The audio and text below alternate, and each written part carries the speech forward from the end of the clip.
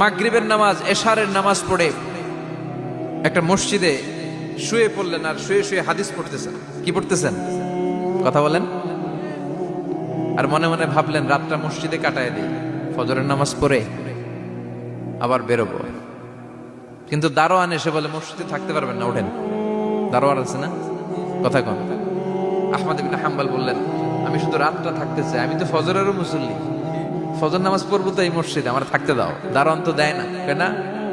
মসজিদে থাকার জায়গা না, যান মিয়া। মসজিদ থেকে বের হয়ে গেলেন, কি আর করবেন, প্রচন্ড শীত, আর কাঁপতেছেন বুড়ো মানুষ।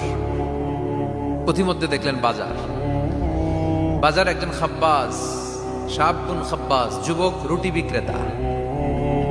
সে রুটি বিক্রি করে, চুলার মধ্যে রুটি সেকে। সে যে সালাম দিল আসসালাম আলাইকুম, যুবক বলে ওয়ালাইকুম আসসালাম। আহমদ ইবনে হাম্বল বলে যুবক আমার যাওয়ার জায়গা নেই,